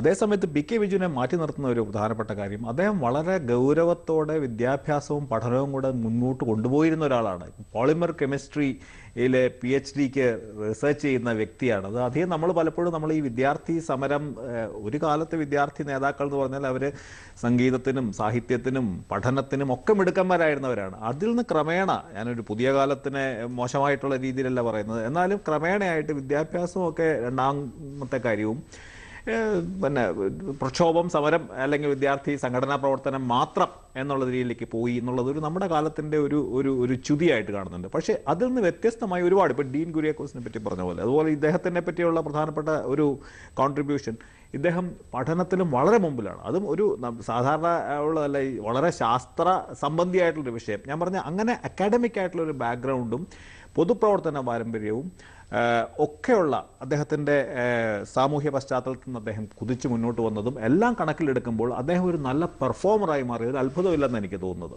ഞാൻ ഈ ചെറുപ്പക്കാരനെ വാസ്തവത്തിൽ ഗൗരവമായിട്ട് എടുത്തിരുന്നില്ല. അവിടെ ഒരു പ്രത്യേക സാഹചര്യത്തിൽ ആളെ കിട്ടേണ്ടി വന്നപ്പോൾ പിണറായി വിജയൻ ഒരാളെ പിടിച്ച് നിർത്തി എന്നുള്ളതല്ലാതെ ഈ ചെറുപ്പക്കാരൻ്റെ ഒരു മിടുക്ക് ഇത്രയും ഉണ്ടെന്നുള്ളത് മനസ്സിലായില്ല. എനിക്കതിനകത്ത് ഏറ്റവും ശ്രദ്ധേയമായി തോന്നിയത് അദ്ദേഹം അവിടെ എടുത്തിട്ടുള്ള പല നടപടികളും ആ നിയോജക മണ്ഡലം, ഞാനൊരു പഴയ പാലക്കാട് കളക്ടറാണ്, അതുകൊണ്ട് ആ ആലത്തൂർ മണ്ഡലത്തിൻ്റെ ആത്മാവ് എനിക്കറിയാം. അത് കർഷകൻ്റെ ആത്മാവാണ്. അവിടുത്തെ ആത്മാവ് ഉറങ്ങുന്നത് തന്നെ പാടങ്ങളിലാണ്. അത് മനസ്സിലാക്കിയിട്ടുള്ള ഒരുപാട് ചെറിയ കാര്യങ്ങളാണ്. ചെറുതായിരിക്കാം, പക്ഷേ അതിനകത്തൊരു വീക്ഷണത്തിൻ്റെ ഒക്കെ പ്രശ്നമുണ്ട്. അത് ഇപ്പോൾ രാധാകൃഷ്ണൻ പറഞ്ഞതുപോലെ ഇദ്ദേഹം ഒരു ബുദ്ധിജീവി കൂടെയൊക്കെ ആയതുകൊണ്ടൊക്കെ കൂടെ വരുന്നതായിരിക്കാം. പക്ഷെ വളരെ അത്ഭുതകരമായി എനിക്ക് തോന്നി PK ബിജുവിനെ പോലെ ഒരാൾ ഇത്രയും ഭംഗിയായിട്ട് ഈ കാര്യങ്ങൾ ചെയ്തല്ലോ എന്നുള്ളത്. ഓക്കെ, നമുക്ക് വീണ്ടും അതിലേക്ക് തിരിച്ചു വരാം. മികച്ച 5 MP-മാരുടെ പട്ടികയിൽ ഇടം നേടിയ മറ്റുള്ള MP-മാർ ആരൊക്കെ എന്നറിയേണ്ടതുണ്ട്. ഒരു ഇടവേളയ്ക്ക് ശേഷം 20 ലിത്രയിലേക്ക് വീണ്ടും സ്വാഗതം. മികച്ച 5 MP-മാരുടെ പട്ടികയിൽ ഇടം നേടിയ മറ്റുള്ള MP-മാർ ആരൊക്കെ എന്നറിയേണ്ടതുണ്ട്. അതിലേക്ക് നമുക്ക് വരാം. അടുത്ത ആരാണ് എന്നറിയാം. അടുത്ത ആളുടെ പേര് പ്രഖ്യാപിക്കാം. A. Sampath, Attingal MP. ലോക്സഭയിൽ 77% ഹാജർ, 92 ചർച്ചകളിൽ പങ്കെടുത്തു, 397 ചോദ്യങ്ങൾ. MP ഫണ്ട് ലഭിച്ചത് 15,63 ലക്ഷം രൂപ, 100% വിനിയോഗിച്ചു. ലോക്സഭയിൽ നിർണായക ബില്ലുകളിൽ ചർച്ചകളിൽ പങ്കെടുത്തു. ഭക്ഷ്യസുരക്ഷാ ബില്ലിൽ പാർലമെന്റിൽ സംസാരിക്കാൻ പാർട്ടി ചുമതലപ്പെടുത്തി. ക്രിമിനൽ ലോ, സഹകരണ നിയമങ്ങളുടെ ഭേദഗതി ഇവയിലൊക്കെ സജീവമായി ഇടപെട്ടു. ഫണ്ട് വിനിയോഗത്തിൽ ആശുപത്രി, സർക്കാർ സ്കൂൾ, അംഗൻവാടി, റോഡ് എന്നിവയ്ക്ക് മുൻഗണന നൽകിയെന്ന് MP. എല്ലാ പഞ്ചായത്തിലും ഫണ്ട് വിഹിതമെത്തിയെന്നും അവകാശവാദം. ലോക്സഭാ തെരഞ്ഞെടുപ്പിൽ ആറ്റിങ്ങൽ മണ്ഡലത്തിൽ CPM-നായി വീണ്ടും ജനവിധി തേടും. ശ്രീ ബാബു, ഇപ്പോൾ A. സമ്പത്തിന്റെ കാര്യം പറഞ്ഞാൽ ആദ്യ 2 വർഷം ഈ MP ഫണ്ട് വിനിയോഗത്തിന്റെ കാര്യത്തിൽ ഒരുപക്ഷെ നേരത്തെ ശ്രീ ബാബു പോൾ തന്നെ പറഞ്ഞു ഇതൊരു പ്രധാനപ്പെട്ട മാനദണ്ഡമല്ല എന്ന് പറഞ്ഞു. എങ്കിൽ പോലും ആദ്യ 2 വർഷം അദ്ദേഹം സംസ്ഥാനത്ത് തന്നെ ഏറ്റവും പുറകിലുള്ള ഒരു MP ആയിരുന്നു. പക്ഷേ ഏറ്റവും അവസാനം കണക്ക് നോക്കുമ്പോൾ 100% MP ഫണ്ട് ചെലവഴിച്ച ഒരു MP ആണ് A. സമ്പത്ത്. ഇതടക്കമുള്ള കാര്യങ്ങൾ എങ്ങനെയാണ് ഈ മറ്റു വിവരങ്ങൾ പരിഗണിച്ചപ്പോൾ A. സമ്പത്തിന്റെ പ്രവർത്തനത്തെക്കുറിച്ച് തോന്നിയത്? ഞാൻ ഇതൊക്കെ പരിശോധിച്ച് കഴിഞ്ഞപ്പോൾ ഒരു A ഗ്രേഡാണ് സമ്പത്തിന് കൊടുത്തത്. നമ്മളിപ്പോൾ പറഞ്ഞിരിക്കുന്ന എല്ലാ പാരാമീറ്റേഴ്സിലും അദ്ദേഹം വളരെ ഭംഗിയായിട്ട് ഇടപെട്ടിട്ടുണ്ട്. പിന്നെ നിയോജക മണ്ഡലത്തിൽ ഇവിടെ അടുത്തായത് നമുക്കറിയാമല്ലോ, ഒരു ഫീഡ്ബാക്ക് അനുസരിച്ചും സമ്പത്ത് അവിടെ സന്നിഹിതനായിരുന്നു, അദ്ദേഹത്തെ ആക്സസിബിളായിരുന്നു, മണ്ഡലം മറന്ന ആളല്ല എന്നൊക്കെയുള്ള ഒരു വശം കൂടെയുണ്ട്. പിന്നെ അദ്ദേഹം ഒരു ബൗദ്ധിക തലത്തിൽ കഴിവുകളുള്ള ആളായതുകൊണ്ട് പാർലമെന്ററി പെർഫോമൻസിനെ കുറിച്ചും നിരാശയ്ക്ക് അവകാശമില്ല. ശ്രീ എം ജി രാധാകൃഷ്ണൻ, ഇപ്പോൾ ആറ്റിങ്ങൽ മണ്ഡലത്തിന്റെ കാര്യം പരിഗണിച്ചാൽ ഒരു ഭൂപ്രകൃതി വെച്ച് നോക്കുമ്പോൾ ഇവിടെ തീരപ്രദേശം തൊട്ട് അങ്ങ് മലമുകളിൽ വരെ എത്തണം ഈ എം പിക്ക്. ഇതെങ്ങനെ മാനേജ് ചെയ്തിട്ടുണ്ട്? എങ്ങനെയാണ് ഇത് ഈ കാര്യങ്ങൾ ചെയ്തതെന്നാണ് നമ്മുടെ ഈ വിവരങ്ങളിൽ നിന്ന് നമ്മൾ ഈ കഴിഞ്ഞ എപ്പിസോഡുകളിൽ നിന്നൊക്കെ മനസ്സിലാകുന്നത്. ഒന്ന്, അദ്ദേഹത്തിന് വളരെ പരിചിതമായിട്ടുള്ള പ്രദേശമാണിത്. അദ്ദേഹത്തിൻ്റെ അച്ഛൻ അവിടെ വലിയ ജയന്റ് കില്ലറായ ആർ ശങ്കറിനെയാണ് മലർത്തി അടിച്ചത്. ചെറുപ്പക്കാരനായ വെറും യുവാവായിരുന്ന അനിരുദ്ധൻ. അപ്പോൾ അന്ന് മുതൽ ആ പ്രദേശവുമായിട്ടുള്ള അദ്ദേഹത്തിൻ്റെ ബന്ധം വളരെ സജീവമാണ്. അതുകൊണ്ട് തന്നെ പിന്നെ അദ്ദേഹത്തിൻ്റെ സംഘടന വളരെ ശക്തമായിട്ടുള്ള, ഒരുപക്ഷെ CPM-ൻ്റെ ഏറ്റവും സ്ട്രോങ് ആയിട്ടുള്ള മണ്ഡലത്തിൽ അത് അദ്ദേഹത്തിന് അനുകൂലമായിട്ടുള്ള ഘടകമാണ്. പിന്നെ ഈ സമ്പത്തിനെ പറ്റി പറയുമ്പോൾ ഇപ്പോൾ നമ്മൾ ഈ പറഞ്ഞ ഈ മൂന്നാമത്തെ ആളും താരതമ്യേന ചെറുപ്പക്കാരനാണ്. പിന്നെ താരതമ്യേന ഇവരൊക്കെ ഹോംവർക്ക് ചെയ്യാൻ അധ്വാനം നടത്തുന്നത് വളരെ പ്രധാനമാണ്. തങ്ങളുടെ ജോലി എന്താണ്, തങ്ങളുടെ ജോലി എന്ന് പറയുന്നത് വെറുതെ വർത്തമാനം പറയലും കല്യാണത്തിന് പോലും മരണത്തിന് കൂടുതലും അല്ല. അത് പഠിക്കണം, ആ വിഷയം പഠിക്കണം എന്നുള്ളതിനെ പറ്റി. അപ്പോൾ ഈ പിന്നെ സമ്പത്ത് നിയമവിദഗ്ധനാണ്. എനിക്ക് തോന്നുന്നു കഴിഞ്ഞ ദിവസം തന്നെ അദ്ദേഹം PhD എടുത്തു കഴിഞ്ഞു. അപ്പോൾ ഞാൻ പറഞ്ഞ ബിജുവിനെ പോലെ തന്നെ, ബിജുവിന് PhD കിട്ടിയില്ലെങ്കിൽ അദ്ദേഹത്തിന് PhD ഈ MP ആയിരുന്ന സമയത്ത് തന്നെ അദ്ദേഹത്തിന് നിയമത്തിൽ തന്നെ കിട്ടി. കൃത്യമായ ഏറ്റവും പ്രധാനപ്പെട്ട നിയമനിർമ്മാണ പ്രക്രിയയിൽ അദ്ദേഹം സജീവമായി ഭാഗഭാഗിത്വം വഹിച്ചിട്ടുണ്ട്. 45 ഭേദഗതിയാണ് അദ്ദേഹം ഭക്ഷ്യസുരക്ഷാ ബില്ലിൽ കൊണ്ടുവന്നിരിക്കുന്നത്. അപ്പോൾ നിയമജ്ഞനാണ് എന്നുള്ളത്, പൊതുപ്രവർത്തകനാണ്, ഈ പ്രദേശവുമായിട്ട് ബന്ധമുണ്ട്. അങ്ങനെ നോക്കുമ്പോൾ ഒരു പക്ഷേ പല മാനദണ്ഡങ്ങളനുസരിച്ച് ഒന്നും വളരെ കൃത്യമായി ബോധപൂർവം കണക്കിലെടുത്തതല്ലെങ്കിലും ഏതാണ്ട് ഏറെക്കുറെ എല്ലാം ഒത്തൊരുമിച്ച് വരുന്നത് ഇവരിങ്ങനെ എല്ലാ തലത്തിലും ഒരുപോലെ ഒരു മൾട്ടി ടാസ്കിങ്ങിന് ശേഷിയുണ്ട് എന്നുള്ളതാണ് ഇപ്പോൾ തെളിയുന്നത്. വാസ്തവത്തിൽ ഇതൊക്കെ ഇതിൽ നമ്മൾ ഈ തെരഞ്ഞെടുപ്പിന് ശേഷമാണ് തിരിഞ്ഞു നോക്കുമ്പോഴാണ് ഇത് മനസ്സിലാവുന്നതെങ്കിലും ഈ പ്രവർത്തനത്തിൻ്റെ ഒരു മികവ് ആണ് സമ്പത്തിനെ മുമ്പിൽ എത്തിച്ചത് എന്നുള്ളത് ഒരു പാഠമാണെന്ന് തോന്നുന്നു എല്ലാ രാഷ്ട്രീയ പ്രവർത്തകർക്കും. ഡോക്ടർ ജയപ്രകാശ്, ഈ ഫിസിക്കലായിട്ട് നമ്മുടെ മണ്ഡലത്തിൽ എന്തെങ്കിലും ഉണ്ടോ, അല്ലെങ്കിൽ എന്തെങ്കിലും ഉണ്ടോ, നിർമ്മിച്ചോ എന്നുള്ളതിനപ്പുറം ഇപ്പോൾ ശ്രീ എം ജി രാധാകൃഷ്ണൻ പറഞ്ഞതുപോലെ നിയമനിർമ്മാണത്തിലുള്ള സജീവമായ ഇടപെടൽ, അത്തരം കാര്യങ്ങൾ, ഇപ്പോൾ ഭക്ഷ്യസുരക്ഷാ ബില്ലിന്റെ കാര്യത്തിൽ പോലും അദ്ദേഹം അവതരിപ്പിച്ച ഭേദഗതികൾ, ഇതിനു മുൻപ് ഇവിടെ നിന്ന് തന്നെയുള്ള Varkala Radhakrishnan right to information ബില്ലിൽ സജീവമായി ഇടപെട്ടിരുന്നു. ഇങ്ങനെയുള്ള MP-മാർ ഉണ്ടാകേണ്ടത് എത്രത്തോളം ആവശ്യമാണ്? അല്ല, ഇങ്ങനെയുള്ള MP-മാരാണ് ശരിക്കും നമുക്ക് ഉണ്ടാകേണ്ടത്. ഞാൻ നേരത്തെ പറഞ്ഞതുപോലെ ഒരു MP-യുടെ ഏറ്റവും പ്രധാനപ്പെട്ട ചുമതല എന്ന് പറയുന്നത് പാർലമെന്റിലെ ഇന്റർവെൻഷനാണ്. പക്ഷേ ഇതിൻ്റെ ഒരു പ്രശ്നം രാധാകൃഷ്ണൻ ഇവിടെ സൂചിപ്പിച്ചതുപോലെ ഹോംവർക്ക് ചെയ്യണമെന്നുള്ളത്. ഇവിടെ ഇപ്പോൾ സമ്പത്തിൻ്റെ കാര്യത്തിൽ കണ്ട ഒരു സംഗതി, ഹോംവർക്ക് ഒരു ഭാഗത്ത് ചെയ്യുന്നുണ്ട്. അദ്ദേഹത്തിൻ്റെ ആ ഒരു ഡിസിപ്ലിനറി ബാക്ക്ഗ്രൗണ്ട് അദ്ദേഹത്തിനെ സഹായിച്ചു എന്ന് രാധാകൃഷ്ണൻ പറയുന്നുണ്ട്, ലോ എന്ന് പറയുന്നത്. അത് ഒരു ഭാഗത്ത്. മറുഭാഗത്ത് അദ്ദേഹം ഇൻ്റർവ്യൂൻ ചെയ്തിട്ടുള്ള പ്രശ്നങ്ങൾ നോക്കുകയാണെങ്കിൽ ഇതൊക്കെ തന്നെ കേരളത്തിലെ ജനങ്ങൾക്ക് പ്രത്യേകിച്ചും താല്പര്യമുള്ള, അവരെ ബാധിക്കുന്ന പല പ്രശ്നങ്ങൾ ഇടപെട്ടിട്ടുണ്ട്. അതിലൊരു ഉദാഹരണമാണ് ഈ സഹകരണ നിയമവുമായിട്ട് ബന്ധപ്പെട്ട കാര്യങ്ങൾ. അപ്പോൾ സഹകരണ നിയമവുമായിട്ട് ബന്ധപ്പെട്ട കാര്യത്തിൽ അദ്ദേഹം ഇൻ്റർവ്യൂ ചെയ്യുകയും അതിന് ഭേദഗതി നിർദ്ദേശിച്ചു. പിന്നെ ഇവിടെ ഭക്ഷ്യസുരക്ഷാ ബില്ലിൻ്റെ കാര്യം, ക്രിമിനൽ ലോ ഭേദഗതി കാര്യം, അതൊക്കെ എല്ലാവർക്കും ബാധകമായിട്ടുള്ള സംഗതി. പക്ഷേ സഹകരണം എന്ന് പറയുന്നത് പ്രത്യേകിച്ചും കേരളത്തിൻ്റെ പരിസ്ഥിതിയിൽ പ്രധാനപ്പെട്ട സംഗതി. അപ്പോൾ ജനങ്ങളുമായി ബന്ധപ്പെട്ട പല പ്രശ്നങ്ങളിലും ഒരു ഗ്രാസ് റൂട്ട് തലത്തിലെ ജനങ്ങളെ ബന്ധപ്പെട്ട പല പ്രശ്നങ്ങളിലും ഇടപെടുകയും ആ ഇടപെടലിലൂടെ ഈ പൊതുനയത്തിൽ സ്വാധീനിക്കുവാനുള്ള അറ്റംപ്റ്റ് അദ്ദേഹം നടത്തി എന്നുള്ളതാണ് ഈ ഭേദഗതി വഴി നമുക്ക് മനസ്സിലാകുന്നത്. ഓക്കെ, നമുക്ക് നാലാമത്തെ പേരിലേക്ക് പോകാം. പാലക്കാട് MP രാജേഷ്. ലോക്സഭയിലെ ഹാജർ 93%. 129 ചർച്ചകളിൽ പങ്കെടുത്തു. 499 ചോദ്യങ്ങൾ. MP ഫണ്ട് ലഭിച്ചത് 17,80,00,000 രൂപ.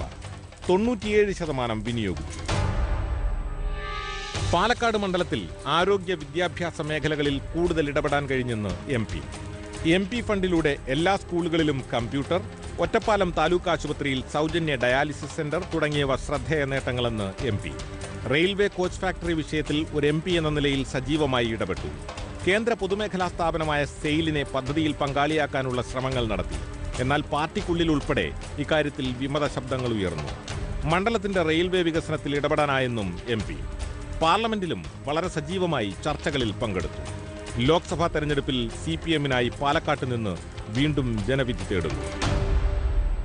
ഡോക്ടർ ഡി ബാബു, ഇപ്പോൾ പാലക്കാട് ജില്ലയിൽ നിന്ന് മറ്റൊരു MP കൂടി. അപ്പോൾ പാലക്കാട് ജില്ലയിലെ രണ്ടാമത്തെ MP-യാണ് ഇതിനകത്ത് വരുന്നത്. അല്ല, അത് പാലക്കാട് ജില്ലയിലെ രണ്ടാമത്തെ MP ആണ്, അല്ലെങ്കിൽ മാർക്സിസ്റ്റ് പാർട്ടിയിലെ ഇത്രാമത്തെ MP ആണ് എന്നുള്ളത് നമ്മൾ നോക്കിയിട്ടില്ല. പ്രായം പോലും നോക്കിയിട്ടില്ല. പക്ഷേ യാദൃച്ഛികമായി ഇങ്ങനെയൊക്കെ സംഭവിച്ചു വന്നിരിക്കുന്നു. രാജേഷിനെ കുറിച്ച് ഏറ്റവും പ്രധാനമായിട്ട് പറയാനുള്ളൊരു സംഗതി, ഇടത് പ്രസ്ഥാനത്തിൻ്റെ കഴിഞ്ഞ ലോക്സഭാ കാലയളവിലെ ഒരു ശ്രദ്ധേയമായ പാർലമെൻ്ററി സാന്നിധ്യമായിരുന്നു രാജേഷ്. അവിടെ അദ്ദേഹം നടത്തിയിട്ടുള്ള ഇൻ്റർവെൻഷൻസ്, അതിൻ്റെ സ്റ്റാൻഡേർഡ്, ഇതൊക്കെ ആ കാലത്ത് തന്നെ ശ്രദ്ധ അർഹിച്ചിട്ടുള്ളൊരു കാര്യമാണ്. അതുകൊണ്ട് ഈ നേരത്തെ പറഞ്ഞ മറ്റു കാര്യങ്ങളൊക്കെ ഉണ്ട്. അതിൽ പലതും വേണ്ടത്ര അദ്ദേഹത്തിന് വിജയിക്കാൻ കഴിഞ്ഞിട്ടില്ല. കേന്ദ്രത്തിൽ കോച്ച് ഫാക്ടറി, രാജേഷ് എത്ര ശ്രമിച്ചാലും അത് റെയിൽവേ മന്ത്രി തന്നാലേ കിട്ടുള്ളൂ. റെയിൽവേ സോൺ, ഇവിടെ പാലക്കാട്ട് നിന്ന് വരുന്ന ചെറുപ്പക്കാരനായ ഒരു മാർക്സിസ്റ്റ് MP പറഞ്ഞാൽ ഉടനെ സോൺ ഇങ്ങോട്ട് വരില്ല. രാജേഷ് റെയിൽവേ മന്ത്രി ആയിട്ട് ചെയ്തില്ലെങ്കിൽ നമുക്ക് കുറ്റം പറയാനൊക്കെ ഉള്ളൂ. ഈ പാർലമെൻറ്റ് അംഗം എന്ന് പറഞ്ഞാൽ എന്താണ്? നമ്മളൊക്കെ നമ്മുടെ നിലനിൽപ്പിൻ്റെ ആധാരമായി കരുതുന്ന ഇന്ത്യൻ ഭരണഘടന വേണമെങ്കിൽ ഭേദഗതി ചെയ്യാൻ ഒരു ഓട്ടമുള്ള ആളാണ്. അയാൾ പള്ളിക്കൂടത്തിൽ കമ്പ്യൂട്ടർ കൊടുത്തു എന്നുള്ളത് പ്രധാനം തന്നെയാണ്. പക്ഷേ രാജേഷ് എല്ലാ പള്ളിക്കൂടത്തിലും കമ്പ്യൂട്ടർ കൊടുത്തു, നല്ല കാര്യം. പക്ഷെ അതിനേക്കാളൊക്കെ ഉപരിയായി ഭരണഘടന വേണമെങ്കിൽ ഭേദഗതി ചെയ്യാൻ കൈ പൊക്കാനോ പൊക്കാതിരിക്കാനോ സ്വാതന്ത്ര്യമുള്ള ഒരു ആളായി ജനങ്ങൾ തിരഞ്ഞെടുത്ത് വിട്ടയാൾ പാർലമെന്റിൽ തന്റെ സാന്നിധ്യം തെളിയിച്ചു. അതാണ് രാജേഷിന്റെ പ്രാധാന്യം. പ്രായം പരിഗണിച്ചില്ല എന്ന് പറഞ്ഞു. പക്ഷേ ഇതിനകത്ത് പ്രായം ഒരു പരിഗണനാ വിഷയമാകേണ്ടതുണ്ടോ? കാരണം ഇപ്പോൾ വന്ന 4 പേരിൽ 3 പേർ ഏതാണ്ട് താരതമ്യേന പ്രായം കുറഞ്ഞവരാണ്.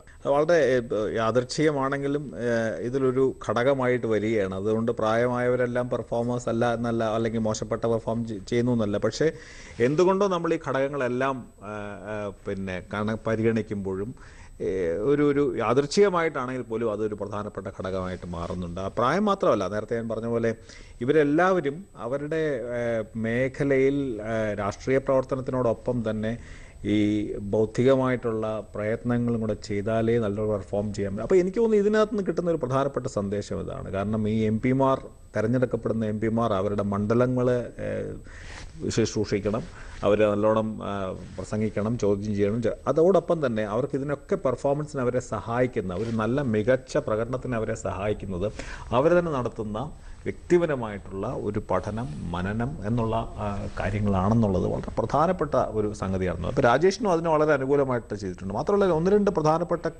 ചർച്ചകളിൽ അദ്ദേഹം സജീവമായ പങ്ക്, കേരളത്തിന് വളരെ അഭിമാനകരമായ പങ്ക് വഹിച്ചിട്ടുണ്ട്. ഇപ്പോൾ 3G അഴിമതി ഇതിൽ, അതുപോലെ റീറ്റെയിൽ ഉണ്ടാകുന്ന FDI ഇതിലൊക്കെ വളരെ കാര്യമായി പങ്ക് വഹിച്ചിട്ടുള്ള ഒരു MP എന്നുള്ള നിലയ്ക്ക് ആദ്യമായിട്ടാണെങ്കിൽ പോലും അദ്ദേഹം സജീവമായി പങ്ക് വഹിച്ചു എന്നുള്ളത് അദ്ദേഹത്തിന് അനുകൂലമായിട്ടുള്ള ഘടകമാണ്. ഇപ്പോൾ ഇത്തരത്തിലുള്ള ഇടപെടലുകൾ വോട്ട് ചെയ്യുന്ന കാര്യം വരുമ്പോൾ അത് വോട്ടർമാർ വേണ്ട രീതിയിൽ പരിഗണിക്കുന്നുണ്ടോ, അതോ ഈ രാഷ്ട്രീയത്തിന് പുറകെ മാത്രം പോകുന്നു എന്നുള്ളൊരു പോരായ്മ കണ്ടിട്ടുണ്ടോ?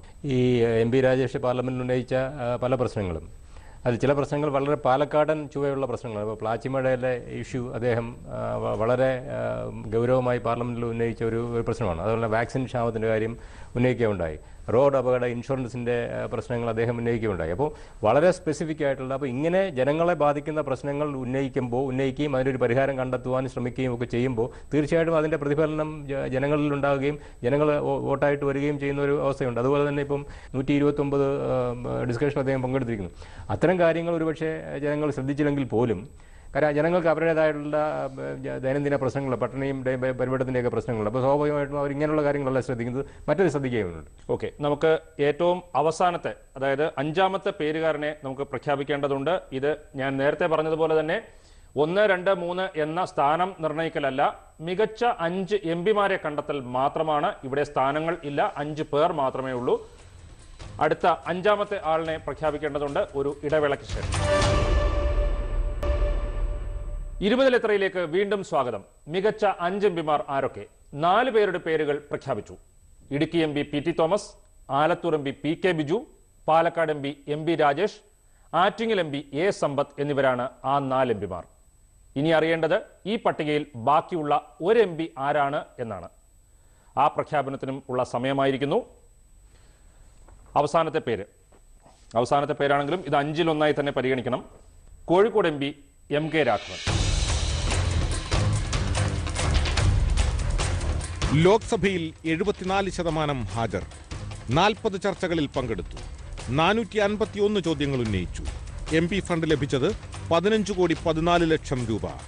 87% തുക വിനിയോഗിച്ചു. കഴിഞ്ഞ തെരഞ്ഞെടുപ്പിൽ കേരളത്തിൽ നിന്ന് ഏറ്റവും കുറഞ്ഞ ഭൂരിപക്ഷത്തിന് തെരഞ്ഞെടുക്കപ്പെട്ട MP. ലോക്സഭയിൽ വിവിധ വിഷയങ്ങളിൽ 48 സബ്മിഷനുകൾ. മണ്ഡല വികസനത്തിന് പ്രത്യേക ശ്രദ്ധ നൽകിയെന്ന് MP. കോഴിക്കോട് റെയിൽവേ സ്റ്റേഷനെ രാജ്യാന്തര നിലവാരമുള്ളതാക്കാനായി ഇടപെട്ടു. ആരോഗ്യമേഖലയിലും സജീവ ഇടപെടൽ. മെഡിക്കൽ കോളേജിന് 150 കോടി രൂപ വാങ്ങിയെടുത്തതും ഇംഹാൻസ് കേന്ദ്രത്തിനായി 30 കോടി രൂപ കേന്ദ്ര സർക്കാർ അനുവദിച്ചതും നേട്ടമെന്ന് MP. ലോക്സഭാ തെരഞ്ഞെടുപ്പിൽ കോഴിക്കോട്ട് നിന്ന് കോൺഗ്രസിനായി വീണ്ടും ജനവിധി തേടുന്നു. MK രാഘവൻ കണ്ണൂരുകാരനാണ്. കോഴിക്കോട് വന്ന് മത്സരിച്ചു. വളരെ കുറഞ്ഞ ഭൂരിപക്ഷത്തിന് വിജയിച്ചു. പക്ഷേ കേരളത്തിലെ മികച്ച MP-മാരിൽ ഒരാളാണ് MK രാഘവൻ. എങ്ങനെയാണ് അദ്ദേഹത്തിന് ഒരു മികച്ച MP ആകാൻ കഴിഞ്ഞത്? MK രാഘവൻ മികച്ച MP ആയതിൻ്റെ അടിസ്ഥാന കാരണം അദ്ദേഹത്തിന് മികച്ച MP ആകണമെന്നുള്ള തീവ്രമായ ആഗ്രഹത്തോടു കൂടി അദ്ദേഹം ജോലി ചെയ്തു എന്നുള്ളത് തന്നെയാണ്. ഇങ്ങനെ മനോരമ ഒരു പരിപാടി ഉണ്ടാക്കുന്നു എന്ന് പറഞ്ഞിട്ട് ചെയ്തതല്ല. കോഴിക്കോട്ട് നിന്ന് കണ്ണൂർ വന്ന് കണ്ണൂരിൽ നിന്ന് കോഴിക്കോട്ട് വന്ന് വളരെ നേരിയ ഭൂരിപക്ഷത്തിൽ ജയിച്ച ഒരാൾക്ക് തൻ്റെ രാഷ്ട്രീയ അസ്തിത്വം യുക്തിപൂർവമാണ്, നീതിബദ്ധമാണ് എന്ന് തെളിയിക്കേണ്ടത് സ്വന്തം ആവശ്യമായിരുന്നു. അതിനുവേണ്ടി അധ്വാനിക്കാൻ ആ മനുഷ്യൻ തയ്യാറായി. അതിനകത്ത് അദ്ദേഹം പാർലമെൻറ്റിൽ ചെയ്യുന്ന കാര്യങ്ങൾക്ക് പരിമിതി ഉണ്ടെന്നുള്ളത് നമുക്കറിയാം. കോൺഗ്രസ് പോലൊരു വലിയ പ്രസ്ഥാനത്തിൻ്റെ MP ആണ്. പക്ഷെ നാട്ടിലെ കാര്യങ്ങൾ കോഴിക്കോട് റെയിൽവേ സ്റ്റേഷനിലായാലും അതുപോലെ മുൻപേ തന്നെ ആശയങ്ങളായി അന്തരീക്ഷത്തിൽ ഉണ്ടായിരുന്നതാണെങ്കിൽ പോലും ഇംഹാൻസ് പോലെയുള്ള കാര്യങ്ങൾ ഫലപ്രദമായി കൊണ്ടുവരുന്നതിൽ നാട്ടിലൊരു ചലനം ഉണ്ടാക്കാൻ, ഇവിടെ നമുക്ക് ഒരു MP ഉണ്ട് എന്നൊരു ധാരണ ഉണ്ടാക്കി കൊടുക്കാൻ അദ്ദേഹത്തിന് സാധിച്ചു. ശ്രീ MG രാധാകൃഷ്ണൻ, കോഴിക്കോട് കഴിഞ്ഞ പ്രാവശ്യം MK രാഘവന് അതിശക്തമായ എതിർപ്പാണ് കോഴിക്കോട്ടെ പാർട്ടിയിൽ നിന്നുണ്ടായത്. പക്ഷേ 5 വർഷം കഴിഞ്ഞപ്പോൾ ആ പാർട്ടിക്കാർ തന്നെ പറഞ്ഞു ഇവിടെ MK രാഘവൻ മതി എന്ന് പറയുന്നു. അത് എന്ത് തരത്തിലുള്ള പ്രവർത്തനമായിരിക്കും അദ്ദേഹം അവിടെ കാഴ്ചവെച്ചത്? ഒരു പ്രധാനപ്പെട്ട സംഗതി എനിക്ക് ഡോക്ടർ ബാബു പോൾ പറഞ്ഞു. ഇതൊരു കോഴിക്കോട് പൊതുവേ ഒരു ഇടതുപക്ഷ മണ്ഡലമായിരുന്നതാണ്. കഴിഞ്ഞ തവണ 1000-ൽ താഴെ അല്ലെ വളരെ കഷ്ടിച്ചുള്ള വോട്ടിന്റെ ഭൂരിപക്ഷത്തിലാണ് രാഘവൻ ജയിച്ചിരിക്കുന്നത്.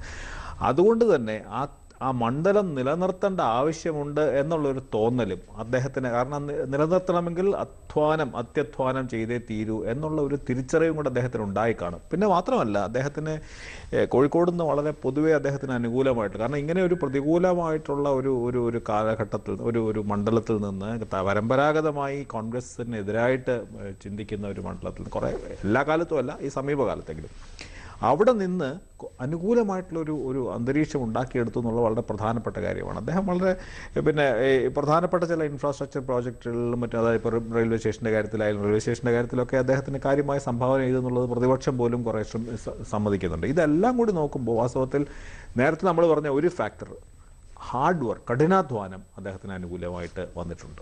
ഇപ്പോൾ നമ്മളിവിടെ പറഞ്ഞ ഒരു പ്രധാനപ്പെട്ട കാര്യം രണ്ടുപേരും പറഞ്ഞത്, കുറഞ്ഞ ഭൂരിപക്ഷത്തിനാണ് MK രാഘവൻ ജയിച്ചത്. ഇവിടെ നമ്മൾ 4-5 പേര് പറഞ്ഞതിൽ മറ്റൊരാളും പാലക്കാട് MP രാജേഷും കുറഞ്ഞ ഭൂരിപക്ഷത്തിന് ജയിച്ചതാണ്. ഈ കുറഞ്ഞ ഭൂരിപക്ഷം അവരിൽ കൂടുതൽ വലിയ ഒരു ഉത്തരവാദിത്ത ബോധം ഉണ്ടാക്കി നമുക്ക് പറയാൻ കഴിയും?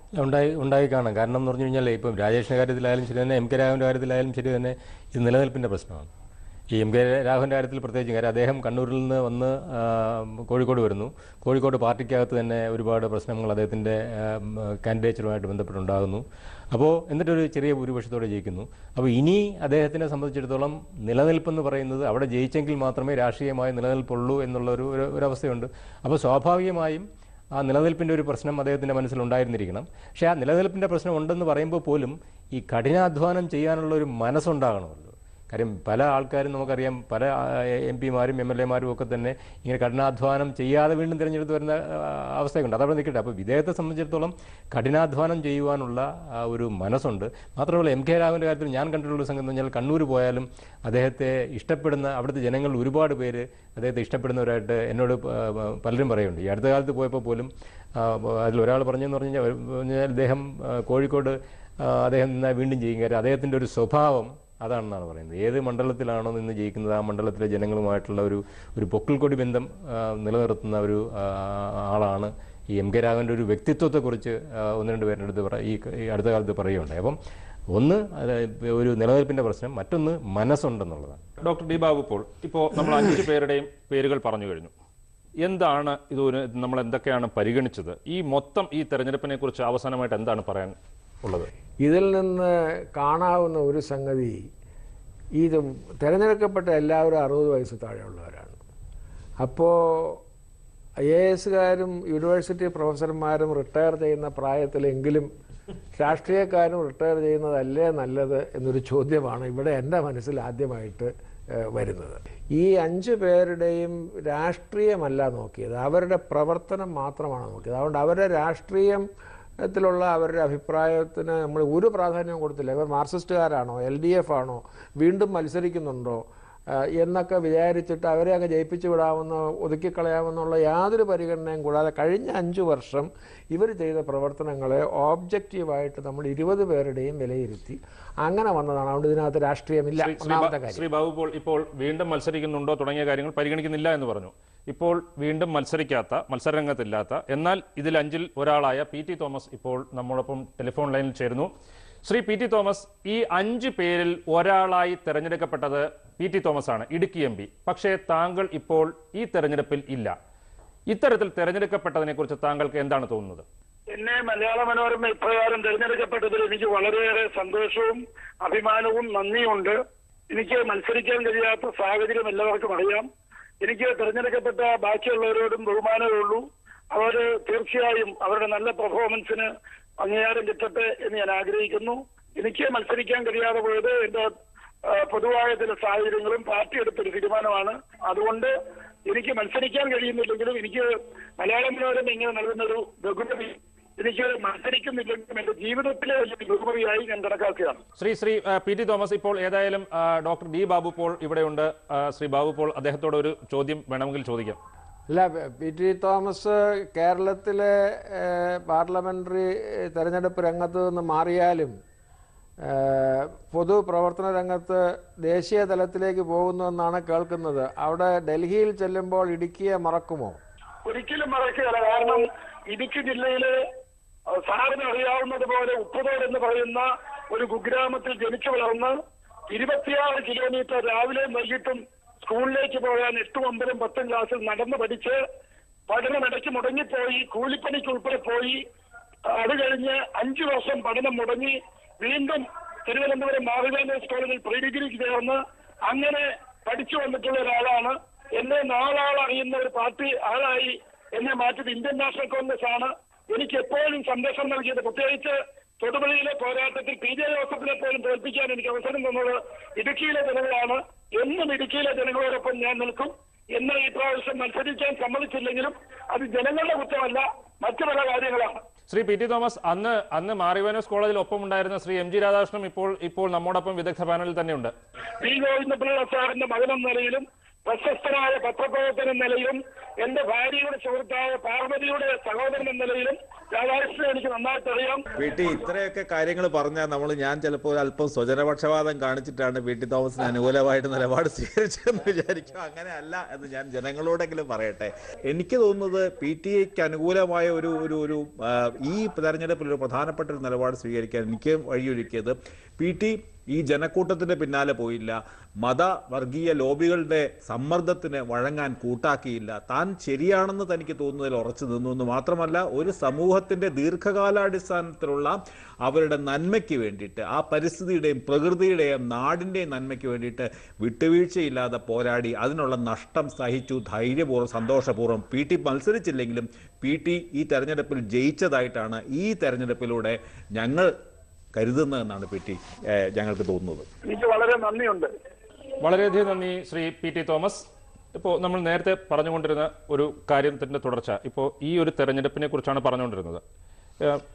അപ്പോൾ അതുകൊണ്ട് ഇപ്പോൾ തിരഞ്ഞെടുക്കപ്പെട്ട ആളുകളെ തിരഞ്ഞെടുത്തത് അവരുടെ പ്രവർത്തനത്തെ അടിസ്ഥാനമാക്കിയാണെന്ന് പറഞ്ഞു. എന്നാൽ ഞാൻ നേരത്തെ പറഞ്ഞതുപോലെ ഈ പരിഗണനയിൽ ഈ പാരാമീറ്റേഴ്സ് കൊണ്ട് വരാത്ത കുറേ ആളുകളുണ്ട്. നമ്മുടെ മന്ത്രിമാർ, പാർലമെൻറ്റിലെ പെർഫോമൻസ്. ഇപ്പോൾ പി സി ചാക്കോ ഈ പാർലമെൻറ്റിലെ ജോയിൻറ്റ് പാർലമെൻ്ററി കമ്മിറ്റിയുടെ JPC വെച്ചൊരു കാര്യം അന്വേഷിക്കുക എന്ന് പറഞ്ഞാൽ ചെറിയ കാര്യമല്ല. അങ്ങനെ ഒരു JPC ഉണ്ടാക്കിയപ്പോൾ അതിൻ്റെ അധ്യക്ഷനായിട്ടിരുന്ന ആളാണ്. അതിൽ അദ്ദേഹം എടുത്ത നിലപാടുകളെക്കുറിച്ച് പ്രതിപക്ഷത്തിനും JPC-യിലെ തന്നെ അംഗങ്ങളായിരുന്ന പ്രതിപക്ഷത്തു നിന്നുള്ളവർക്കൊക്കെ അഭിപ്രായ വ്യത്യാസം ഉണ്ടാവാം. പക്ഷേ പാർലമെൻറ്റിൻ്റെ ഒരു പ്രധാനപ്പെട്ട ചുമതലയാണ് അദ്ദേഹം ആ കാര്യത്തിൽ നിർവഹിച്ചത്. അത് വളരെ ഭംഗിയായിട്ട് നിർവഹിച്ചു. അപ്പം അങ്ങനെ നിർവഹിച്ച ഒരാളെ തൃശ്ശൂർ മേയർ ചെയ്യേണ്ട കാര്യങ്ങൾ ചെയ്തില്ല എന്ന് പറഞ്ഞിട്ട് നമ്മൾ കുറ്റപ്പെടുത്തുന്നത് അർത്ഥമില്ല. കാരണം അദ്ദേഹത്തിന് പാർട്ടി ഏൽപ്പിച്ചു കൊടുത്ത ചുമതലകൾ വേറെയായിരുന്നു. കെ വി തോമസ് എറണാകുളത്തിന് വേണ്ടി എന്തു ചെയ്തു എന്ന് ഉള്ളത് നമ്മൾ പരിഗണിക്കുമ്പോൾ ചെറുപ്പക്കാരുടെ അത്രയും മുൻപോട്ട് വരുന്നില്ലെങ്കിൽ പോലും ഇന്ത്യയെ സംബന്ധിച്ചിടത്തോളം ഭക്ഷ്യസുരക്ഷാ ബില്ല് കൊണ്ടുവന്നു എന്നുള്ളൊരു ചെറിയ കാര്യമല്ല. അപ്പോൾ അവരുടെ ക്യാൻവാസ് വേറെയാണ്, അവരുടെ പ്ലാറ്റ്ഫോം വേറെയാണ്. പിന്നെ ഇപ്പം ഇ അഹമ്മദ് എന്നേക്കാൾ പ്രായമുണ്ട്. പക്ഷേ അദ്ദേഹം ഒരു മന്ത്രി എന്നുള്ള നിലയ്ക്ക് എന്ത് ചെയ്തു എന്നുള്ളതാണ് നോക്കേണ്ടത്. അദ്ദേഹം സൗദി അറേബ്യയിൽ എന്ത് ചെയ്തു എന്നുള്ളതാണ് മലപ്പുറത്ത് എന്തു ചെയ്തു എന്നുള്ളതിനേക്കാൾ പ്രധാനം. അങ്ങനെയുള്ള പരിമിതികളൊക്കെ തിരിച്ചറിയണമെന്നും ഇതിനകത്ത് യാതൊരു രാഷ്ട്രീയവും ആരും വായിച്ചെടുക്കേണ്ടതില്ല എന്നും ആവർത്തിച്ച് പറയേണ്ടിയിരിക്കും. ഈ MP-മാരുടെ പെർഫോമൻസിൽ നമ്മൾ ഉപയോഗിച്ച മാനദണ്ഡങ്ങൾ മന്ത്രിമാർക്ക് കാര്യത്തിൽ നമ്മൾ ഉപയോഗിച്ചുകൂടാ. ഒന്നാമത്തെ കാര്യം നമുക്ക് വളരെ പരിമിതമായി അറിയാം അവരെത്രമാത്രം ചർച്ചകൾ പങ്കെടുത്തിട്ടുണ്ട്, അവരുടെ അറ്റൻഡൻസ് എന്താണ്, അവർ പിന്നെ ഡിബേറ്റുകൾ പങ്കെടുത്തതിൻ്റെ എണ്ണം, ഇതെല്ലാം വെച്ചാണ് നമ്മൾ മറ്റ് MP-മാരെ കണക്കിലെടുത്തിരിക്കുന്നത്. പക്ഷേ മന്ത്രിമാരായതുകൊണ്ട് ലോക്സഭയുടെ ഇൻഫർമേഷൻ വെബ്സൈറ്റിൽ ഇവരുടെ വിവരങ്ങൾ നൽകിയിട്ടില്ല. അത് തന്നെ അവർക്ക് ഒരു പ്രതികൂല ഘടകമാണ് അവരെ പരിഗണിക്കുമ്പോൾ. തീർച്ചയായിട്ടും ഒരുപക്ഷെ കേരളത്തിൽ നിന്ന് ദേശീയ തലത്തിൽ ശ്രദ്ധിക്കപ്പെടുന്ന പെർഫോമൻസ് നടത്തിയിരിക്കുന്ന 2 പേരുടെ കാര്യമാണ് ഡോക്ടർ ബാബു പറഞ്ഞത്. എന്നാലും ഈ പ്രധാനപ്പെട്ട ഘടകങ്ങൾ നോക്കുമ്പോഴേക്കും മണ്ഡലങ്ങൾക്ക് നൽകിയ സേവനമായാലും മണ്ഡലത്തിൽ അവർ സമ്മതിദായകർക്ക് നൽകിയ സേവനമായാലും അതിലൊക്കെ ഇവർ പിന്നിലാണ് MP-മാരുടെ. അതായത് നമ്മൾ ഈ പറഞ്ഞ മാനദണ്ഡങ്ങൾ അഥവാ മുന്നിലല്ല. ഒരുപക്ഷെ MP-മാരിൽ നിന്ന് നമ്മൾ കൂടുതൽ പ്രതീക്ഷിക്കുന്നത് 8 മന്ത്രിമാരുണ്ടായിരുന്ന ഒരു കാലഘട്ടത്തിൽ കേരളത്തിന് കൂടുതൽ പ്രതീക്ഷയുണ്ട്. AK ആന്റണി ഒറ്റയ്ക്ക് നൽകിയ സംഭാവനയുടെ ഒരു പകുതി പോലും ഇത്രയും മന്ത്രിമാർക്ക് AK ആന്റണി ഇത്തവണ നൽകിയ സംഭാവന നൽകിയിട്ടില്ല. അപ്പോൾ ഇവരിൽ നിന്ന് നമ്മൾ കൂടുതൽ പ്രതീക്ഷിക്കുന്നുണ്ട്. പക്ഷേ മന്ത്രിമാർ എന്ന നിലയ്ക്ക് അവരിൽ അർപ്പിതമായിട്ടുള്ള പ്രാഥമികമായിട്ടുള്ള ദൗത്യം അവർ നിർവഹിച്ചിട്ടുണ്ട് എന്നുള്ളതിനെക്കുറിച്ചും നമുക്ക് സംശയമില്ലാത്ത കാര്യം. ഡോക്ടർ ജയപ്രകാശ്, ഇപ്പോൾ നമ്മൾ ഇതിൻ്റെ അവസാന ഘട്ടം എത്തിയിരിക്കുന്നു.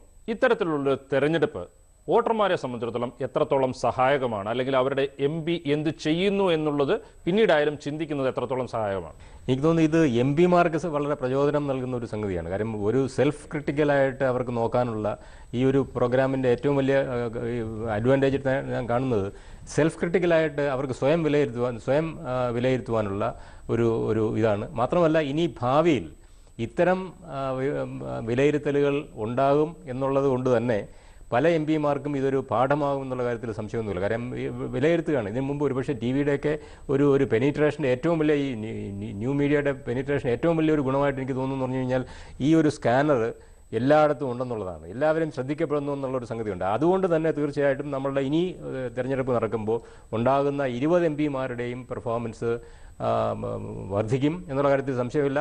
ഇന്ന് മാത്രമല്ല ഇത് ജനങ്ങൾക്കൊരു ലെസണാണ്. മനോരമയുടെ പരിപാടി വളരെ വലിയൊരു ക്യാൻവാസ് തുറന്നിട്ടിരിക്കുകയാണ്. MP-മാരെ എങ്ങനെ വിലയിരുത്തണം എന്നുള്ള ജനങ്ങൾക്കുള്ള ഒരു ഗൈഡൻസ് ഇനി ജയിച്ചു വരുന്നവർക്ക് ഒരു ഉത്തരവാദിത്ത ബോധം ഉണ്ടാകും എന്നുള്ള കാര്യത്തിൽ സംശയം. അതാണ് സിവിൽ സൊസൈറ്റിയുടെ റോൾ. ആ സിവിൽ സൊസൈറ്റിയുടെ റോളാണ് മാധ്യമങ്ങൾ. വളരെയധികം നന്ദി ഡോക്ടർ D. ബാബു പോൾ, അതുപോലെ തന്നെ MG രാധാകൃഷ്ണൻ, ഡോക്ടർ ജയപ്രകാശ്. 20-ൽ എത്ര ഈ പരിപാടിയിലൂടെ പ്രേക്ഷകർ കണ്ടെത്തിയ മികച്ച 5 MP-മാർ ഇവരാണ്: PT Thomas, PK Biju, MB Rajesh, A. Sampath, MK Raghavan എന്നിവർ മികച്ച MP-മാരായി തെരഞ്ഞെടുക്കപ്പെട്ടിരിക്കുന്നു.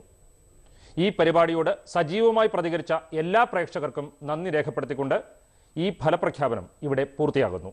നന്ദി, നമസ്കാരം.